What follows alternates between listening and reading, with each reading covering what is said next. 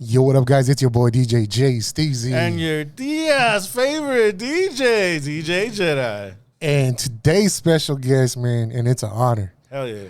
MC Raider, man. Hey, let's go. What's up, man? First, man, how was that drive?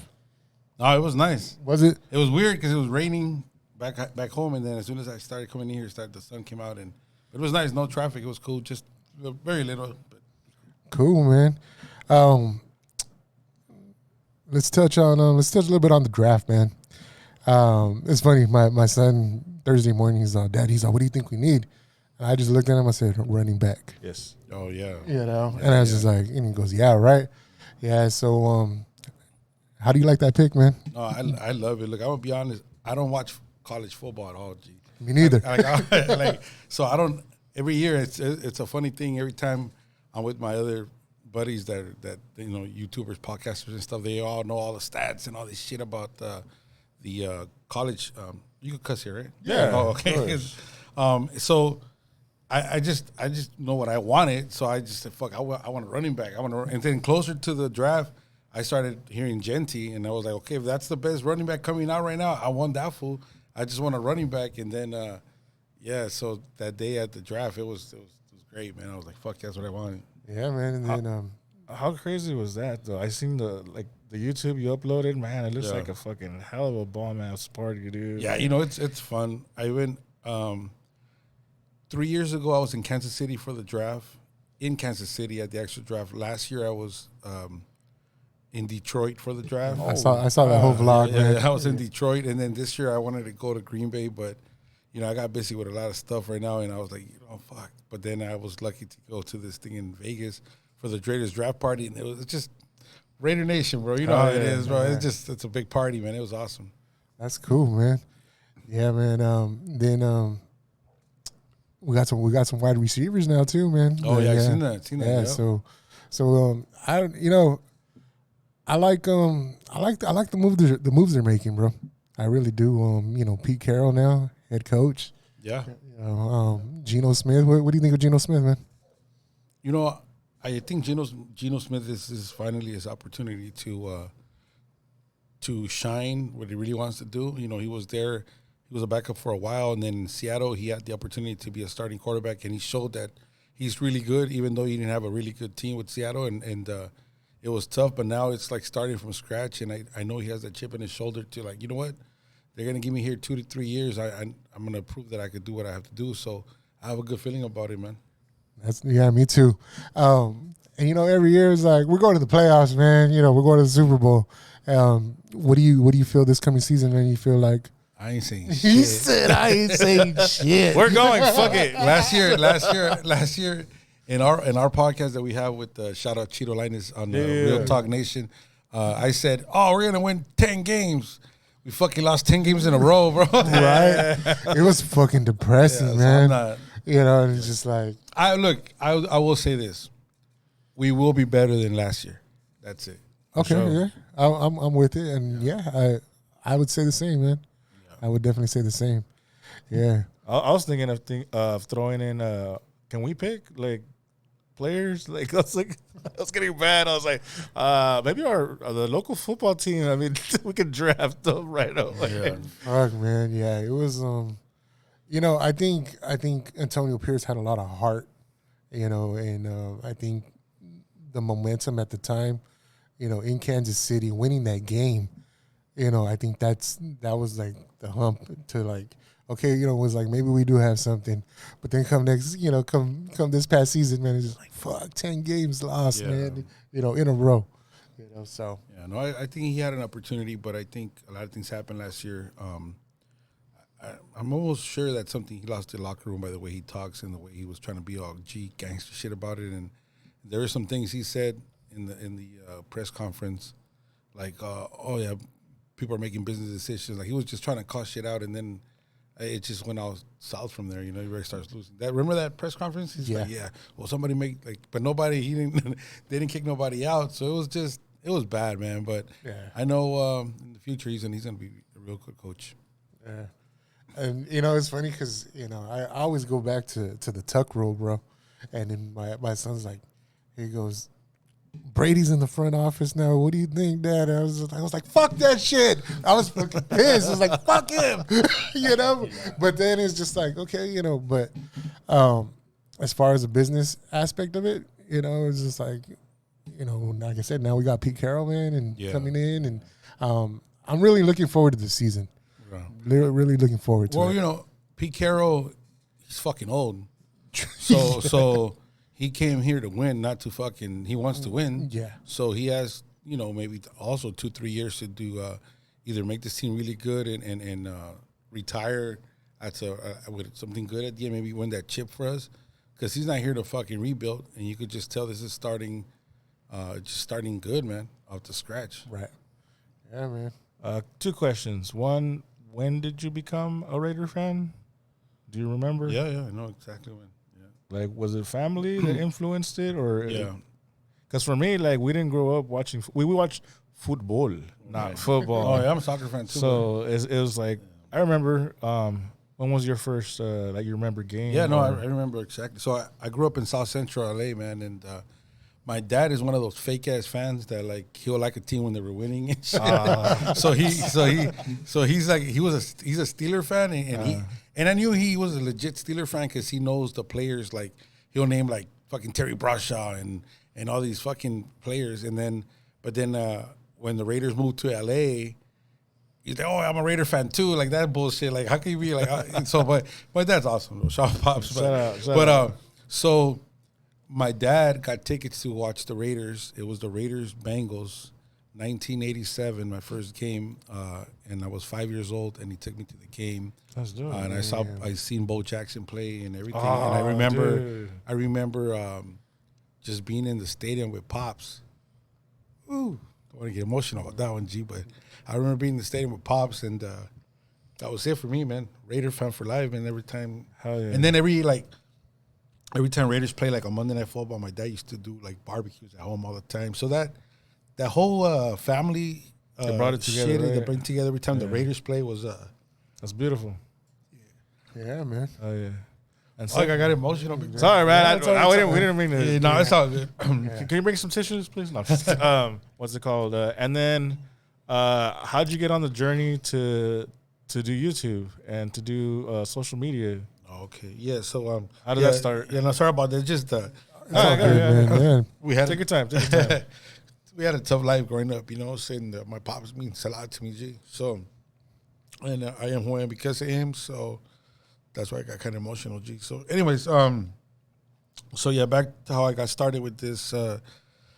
Yeah, I was going through some shit, man. I was drinking a lot, and I got into some problems at work, and I took some time off because I was, you know, drinking and going at it with my wife. And then one day, I woke up in the hospital, bro, intoxicated, man, with fucking an IV and all this shit. And then I was lost in Vegas. My family couldn't find me for like hours. And that day was September 25th. And then I remember my wife leaving me there, bro. And I just didn't know if our marriage was gonna end. So September 26th, which actually today is the 26th that I'm celebrating another month sober.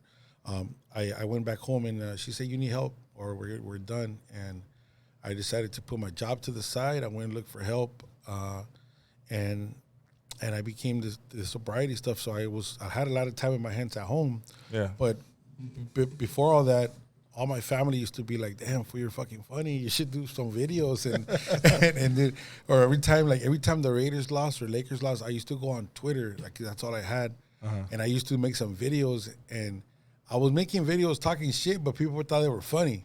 And I was like, pinches valen verga, pinches pendejos, and I was saying all this shit, and everybody thought it was funny. So one day, just being there at home, my prima said, Hey, primo, you should make a TikTok. Make a TikTok, and I'm sure you're gonna get a lot of followers because, you know, you're funny, you know, and you know, whatever. So I made a video that I was going to a 49er Cowboy party, and I walked in there, and there's a bunch of dudes dancing together and all this shit. I'm like, what the fuck? And all that. It was a real party. And then I just uploaded, And then I remember waking up the next morning, it had 500,000 views, bro. Yeah, it had like over 500,000 views, and then I had over 1,000 followers overnight, and I was like, shit. And then, you remember TikTok, you needed 1,000 followers to go live. Yeah. So I went live the next day after making my TikTok, and I went live, and I had all these full Raider fans like following me, and all these Niner Cowboy fans talking shit, and so I went live, and I just started talking because that was a game the week before the Niners play the Raiders. You remember that game when Derek Carr mandaron la verga and Stidham played for him, and he played really good. He played good. Like we almost beat the Niners. Yeah. Remember? So that week, that's when I went live and I started talking football, and some dude was like, "Hey man, you should start a podcast because I mean you know about football and everything." So I had all this time in my hands at home. I ended up buying my little mic and on my laptop, and I was just chilling. That's how I started. But then I started being creative and making some stupid ass videos, making fun of the Cowboys and the Niners, and so it went off from there, man. And that opened a lot of doors. And also Steve Power Raider, if you guys, the Power Raider, my boy Steve, he was actually my first person I interviewed on my show. I don't know that. The first person, and I didn't know he lived in Whittier at the time, and we lived literally like 15 minutes away from each other. Oh shit! Yeah, so I messaged him, and I said, "Hey, bro, you mind just being on my show? I'm going to talk about how you got started, the same thing." And then from there, we became good friends. I made a lot of super fans, and I just became part of this circle. It's called the Raiderverse with All In Out and Win, Samoan Raider, Joe Murley, Mr. Fitz. So we're actually like literally on the way over here. We have I'll show you guys. See the Raiderverse, but this is all the content creators all together. Oh, it's just taking forever, but. See all the people right here. You see All In Out and Win, Mr. Fitz, John Silva, Power Raider, Raider Jesse, Samoan Raider, the GOAT, Joe Murley. So we're all dope, so we call ourselves the Raiderverse, and we're in a big group together. And that's cool. And that's how it just started, man. It's been nonstop from there, and I've been very, very fortunate. Thank you to the Raider Nation, meet people like you guys, man, and just been grinding, man. That's what's up, man. Now, what made you say is like, you know what, I'm going to start doing stand-up? That's different. That's way different from skits, bro. Yeah. So like, same thing, man. Growing up, everybody used to tell me, bro, you should do stand-up comedy. Because sometimes we would just be chilling. And before, when I used to drink, it was worse. So I would just start clowning. And I'll start clowning. I'll start fucking making and I'll start talking about real shit that happened. And then I'll start making people laugh like crazy. Right. But I never had that opportunity. I wasn't trying to, but...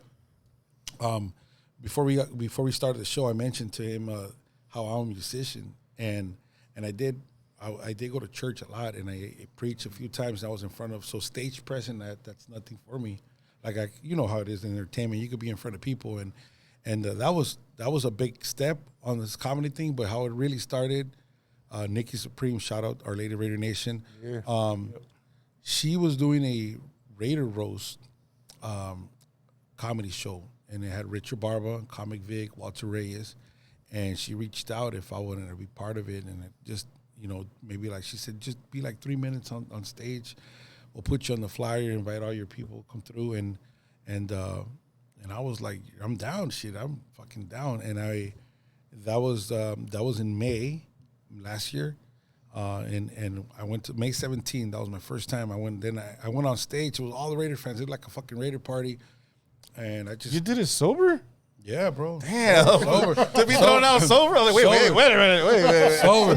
But I went in there like, hey, what's up, guys? They gave me 3 minutes, so enjoy this shit because I'm giving you guys more than I gave my wife last night. And that was like one of my first things. And everybody started fucking laughing, and I was like, why are you laughing? If we look, you haven't got shit in years and whatever. And then so it just in those 3 minutes, I fucking killed in 3 minutes, and everybody was like, and I'm like, all right, I'm leaving. So I went to the back, and that's where Richard Barr was at, Comic Vic. And then they're like, bro, you done comedy before? I was like, bro, I've never done comedy. This is my first time. So Comic Vic was like, bro, I'm gonna put you on my show next week.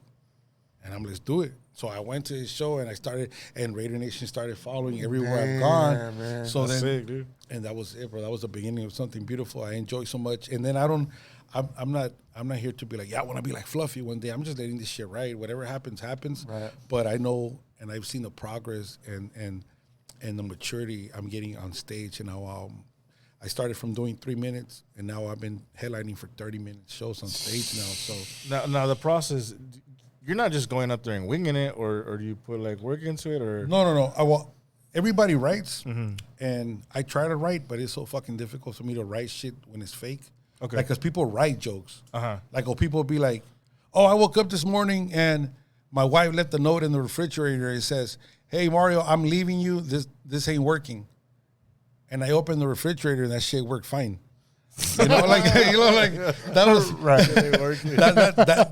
that's like a joke that you write and then you make it and like, but I'm not that type of comedian. okay. I'm like I'm a type of comedian. Like, I'll start today's show like any fat people in there, then I look at my boy like damn, bro, I'm always comparing myself to other fat dudes, you know? Yeah. So I start talking live, like real shit. Welcome to our podcast. Yeah. So then I'll be like, yeah, that's all. Then I bring my wife, because my wife's part of my life, bro. She's always talking shit to me, bro. But the thing is, like, we can't talk shit to them because they'll fuck up your whole fucking day. Yeah. So I talk about real life, bro. And then as time went on, I've been able to make my jokes longer, make them better, funnier, tag more shit to it. Gotcha. And so it's been a process, but now it's like I've learned how to make the joke with more jokes in the same joke. You know what I mean? And I'm loving it, bro. Because now it's That's what's up, you man. know what? I get them now. Like, I'm gonna jump on a podcast with bigger dudes than me, so I look slim. Yeah, I get it. yeah. Yeah. So, yeah, man. And then we were talking about it before you got here, that Big boy. Oh yeah, Oh, big boy. yeah. In the Hey, morning. man, he actually showed you a lot of love, man. Oh yeah, you seen that? That was Yeah, dope, man. dude. Yeah. How did that come about? Like, what He was doing a show, and did his people reach out to your people, or how? So, there's this guy named Eric Blake, huge comedian. I've seen him. I've seen him live before. Yeah, black comedian, fucking funny. I was at the Laugh Factory, and he was gonna be headlining. And when he met me the first time, he said the same shit. He's like, "Bro, how long you been doing comedy?" I'm like, "Bro, I'm like 4 months in the game." And he's like, "You already at the Laugh Factory?" I'm like, "Yeah, bro." Like, bro. And then when we were talking, he was like, "Bro, where you from?" And I was like, "What, you banging on me or what?" I said, nah. He's like, "Nah." He's like, "Nah, I'm from South Central, bro." And he's like, "I'm from South Central." Like, we could like connect it, right? Oh, it's dope. So then he's like, "Bro," and then he gave me a book that he wrote, and I read the whole book, and then I reached out to him because it touched me a lot, bro. I grew up in South Central, like I said. I had a very, very hard life growing up, though. That's why I got emotional, because my pop's been everything, G. Like, my pops broke up when I was very little, and my dad raised us, bro. And he was, like, to this day, I never see my dad with another woman. He just stayed with us and raised us, bro. So that man means everything to me, you know, G. So I had a lot to relate with him. And then one day out of the blue, man, I'm at riding with my wife, fucking being fat as is, getting fucking ice cream. And I get a fucking message by Eric, like, "Hey, what's up, bro? What are you doing this day?" "Oh, I got nothing." I thought he was gonna be like, "Oh, you want any other little show?" "Hey, man, I'm doing a show for Big Boy. You want to be part of the show? You down to open the show?" Bro, I was like, "Let's do it." Say less. He's like, "All right, Big Boy manager's gonna reach out to you." I was like, "What the fuck?" Oh shit! And yeah, bro, they reached out to me. They got my picture. You know, a lot of people think, like, all these comedians, you know, like, people see me out there, they think you're making money. Bro, you don't make money. You know how this shit is. Like, honest to God, I drove. It was far for that event. They gave me $100, which I was grateful for it. But not only that, I killed the fucking stage, bro. Like, I opened up, and we were like, "What?" And but what I'm trying to say, that's how it started. But Big Boy got there. See, Big Boy was running late to the event. I was gonna open up. Big Boy wasn't gonna see me, G, you know. Right. Big Boy was running late, but they had another band that opened the show, and he was fucking. We were like, "What the fuck is this doing?" And then, yeah. So then, Cowboys fan. When I was no shit, dog. When I was gonna go up stage, Big Boy manager tells me, "Look, hey, Big Boy's gonna be running late. Or we're listening. They were gonna give me 10 minutes." She's like, "You think you could do 15 or 20 just in case?" And I was like, "I'm fucking whatever you want." Right. So, something happened in between there that took a little time to start. By the time I was going up stage, Big Boy got there. G. So that's why the whole thing, it was like a chaos, because he was coming in. So he saw my whole set, bro. And killing, bro. I remember, once you guys hear my comedy, bro, you guys will fucking, it's like, because it's life shit, bro. You know what I mean? It's life shit. So, and we could relate to each other. So yeah, when I got off stage, he was just like telling me, damn, bro, like these people say you've been doing comedy for 6 months. He's like, you fucking lying. Like, bro, I'm not lying. And then after the show, I don't know if you've seen that video. Yeah. And he's like, you're gonna forget about me. yeah, bro. So that meant a lot. And you know, like I said, the sky's the limit with that stuff. That's why I'm out here with you guys in this Brawley, Imperial County shit for a show. And Shout out Molina. yeah, shout out Molina, man. And you know, I'm going. Look, see the thing about me, I'm not cocky for shit. But for me, it's like I am so confident in myself. You know I know you're real spirit. You know what I mean? So like, right now, there's gonna be some heavy hitters that've been doing comedy for a while. Richard Barber, shout out to him, Comic Vic. Yeah. They're my road dogs. I look up to these dudes. Oh, yeah. So when I get up here, these fools are probably gonna throw me first.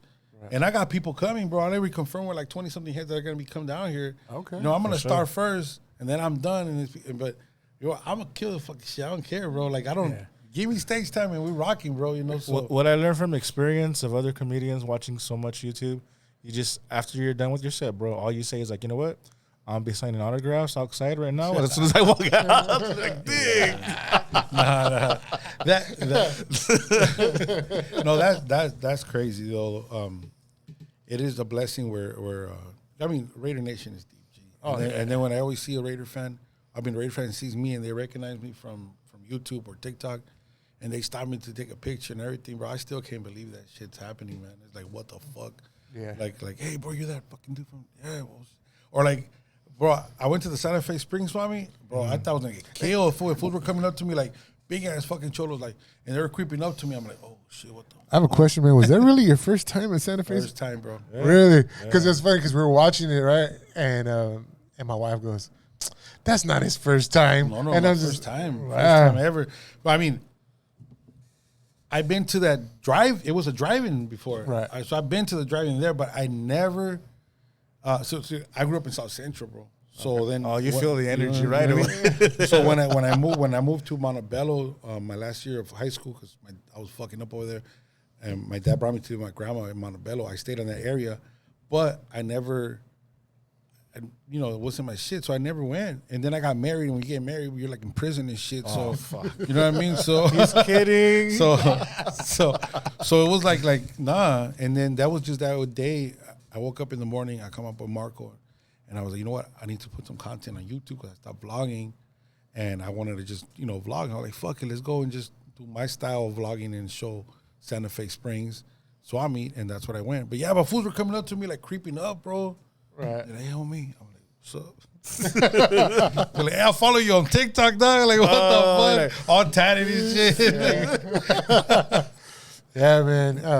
That Santa Fe Springs Swami, man, is definitely it's a good on Sundays, man. I went a few times, when I lived in LA. Yeah. But yeah, man, it's cool, man.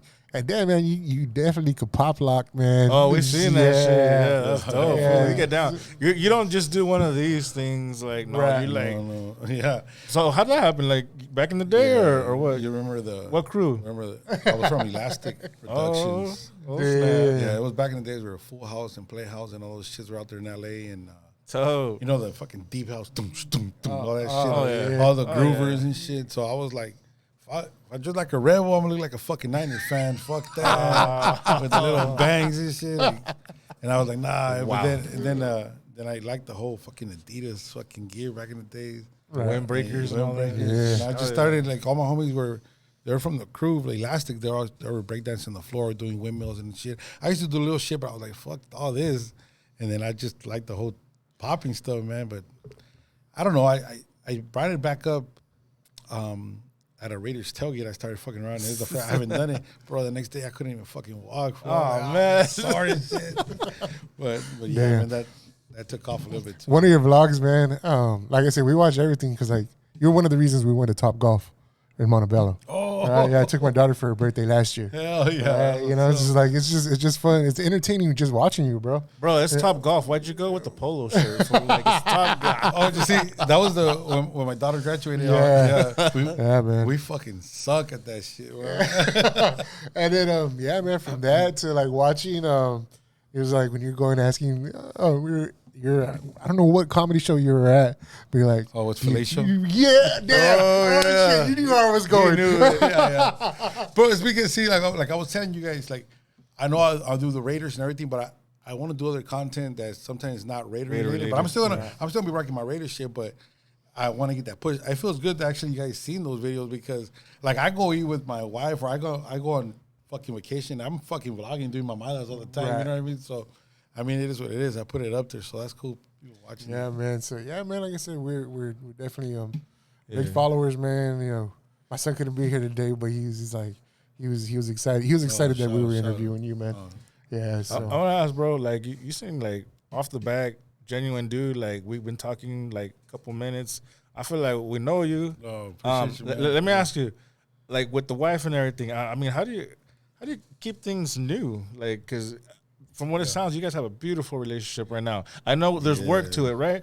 But I mean, how do you keep it, like, how do you keep the love? Because a lot of us, like, we like to know, like, well, you know what? The communication shit has always been difficult for me. You know, I'm a dude that I'm just like you guys. Fuck, I'm pretty sure you guys don't just want to go to work and come home and that's it. You want to keep doing more shit. You know what I mean? Yeah. It's like I feel like all this shit is like, and then but my wife's always been supportive from afar. But no, that's my rock, bro. I just know that if it wasn't for her, I probably would have been dead or being in jail or being she saved my life completely, bro. Yeah, motherfuckers. Oh man, no, I wouldn't do it for that. No, but fuck, bro. She's everything. Without her, I'm not me, G. You know what I mean? And then people sometimes like you see right now, I called her on FaceTime and I was right here. That's what I'm saying. Motherfuckers be laughing at me. Like he's genuine, bro. People laugh at me. Like when I got over there to the draft, I was calling my wife, I'm over here, and they're like, what the fuck you got to check in for? I'm like, motherfucker, I'm not checking in. It's just, and, you know, and obviously the soberness has helped me so much to keep this shit straight going because I like to show her that all this is working out and the trust I get from her just by being out here, bro. Come here. Yeah. Before when I was drinking, there was no fucking way I'll be out here doing all this shit by myself, you know. So, but you know, it's just, man, she's amazing. She's an amazing woman. She's strict as fuck. We have our ups and downs like any other fucking marriage, but at the end of the day, man, she's the one that holds all this shit together, bro. And that's dope. Yeah, we keep it 100. How do you get to babe, I'm gonna be a content creator, or what do you call it? How do you explain that shit? I don't. I'm trying to figure out. And she's like, my wife, what? My wife's been tired of shit all my life because I'm always doing, like I'm saying, I'm always doing shit. Like I don't say I was, because I am a photographer and a videographer too. And every weekend you're out. So I was doing that also like for the hustle, man. I mean, I have a job, but then like, man, I'm gonna book 2 weddings this month, and that's gonna be fit. So I'm out there grinding, bro. So I was always doing shit, and then that happened out of nowhere. My wife knew all the time because before, like on my regular, I have a regular Instagram that I don't show it out publicly, but like you guys will see like on that page, I was always doing my miles anyways, you know, and the shit was starting to kick off, but I wasn't like constantly on that page. But when it took off, she was just tripping the fuck out. And then we went to the Raider game together. So I always try to go with my wife on the opener or take my whole family on a like a big game, you know, so when we play the Cow Bitches, we're going to be out there with my whole family. He said it. You know what I mean? So when we go out there, I'm going to take my family, but we went to the game for the first time after I became this MC Raider guy. Bro, it was nonstop. Like, oh, MC Raider, what's up, bro? Like, what's up? All right, let's take a picture. Let's do it. And everything. And I just keep it going. And then she was like, hey, this is crazy. What the fuck? And like, you know, I don't fucking know them, baby. Just. And then she started tripping out. And then some of her friends started sending videos to her like, hey, is this your husband? And they're like, oh, shit. Because it started going viral. I was like, so for something, is this your husband? Yeah, but all bad. Yeah, no, but you know what? It's hard, bro. I mean, you guys could relate. For sure. To be in this fucking phone all the time, it controls your life. Yes. You know, sometimes you got to put the shit to the side because it's either this or your family time. And then sometime with my family, I'm here con esta mierda, and she's like, fuck. So it's tough. It's tough on her too, but I have to balance it. Yeah. And then she understands that I'm out here, bro. I'm not like, I'm being dead honest. Like I have not made like all these people think, oh, this fool goes everywhere and makes money. Like, hell no, G. Like YouTube, the biggest money I got from YouTube was $200. It's hustle though. You know what I mean? You're working. Yeah, but it's a grind. But I made like the Raider Nation family. I do get like people make me shit like the sweater, fucking my sponsors, Hot Hits. Shout out to Hot Hits. You know, like shit like that. So I get all these things that's been opening doors for a lot of things. So I didn't know if you were gonna bring that big ass hat. Oh, I was yeah. like, oh shit! Yeah. I don't know if it's gonna be fit through the doorway. Cheeto Linus kept it over there in Vegas. Oh you know, shit! yeah. That shit was dope though. Yeah, man. But other than that, man, you know, like I said, we just want to thank you, man, and we appreciate that you made the time to, you know, take a little detour and come to Brawley and come visit us, man, and jump on the pod with us, man. We definitely appreciate that. No, I appreciate you guys, man. It means a lot. Yeah, man. Like I said, I never met you guys in person until today, and And it's just, it seems like I don't know, man. Just talking to you, it just seems like we've known you for a long time. No, like we're cousins, primos. Like you looked at us and said that there's some moment. I mean, brothers. They're like, and I was just like, oh, it's cool. It's cool. Yeah, man. But besides this show in El Centro, any other shows you got coming up? yeah. So Cotillo Central this Tuesday, I'll be in the city of Lakewood. You know, with Jameer McLean, he has a show there, and then there's a couple of shows lined up that we're working on at the Ontario Improv in July. Okay. But June 25th for the Bay Area, those that are watching, I'll be at the San Jose Improv. Oh, You know, Damn. so I'm gonna be featuring for Darren Carter and Sick. yeah. So shout out to the Booster Raider Nation Club out there because they're buying tickets, and I've heard it's gonna be a packed show. That's what's up, man. Yeah, man. You know what, man? Continue success to you, bro. Don't stop the grind. Like I said, it's hard sometimes, but you know, keep doing you, man. And like I said, we always watching. Drop your socials right quick for you know our audience. Yeah, no, just MC Raider, man. You know, I put a little dot in the middle because motherfuckers be like, "Hey, what's up, Mac Raider?" Fucking Big Mac and shit. I didn't even think Yeah, of that. yeah. But if you see the dot, but it's MC Raider. Anything, sure you put on YouTube MC Raider, on TikTok and Instagram, it'll come out, and then yeah, that's it, man. Check it out. Yeah, man. Once again, man, MC Raider, thank you. Thank you guys Yeah. for watching. Peace. Peace.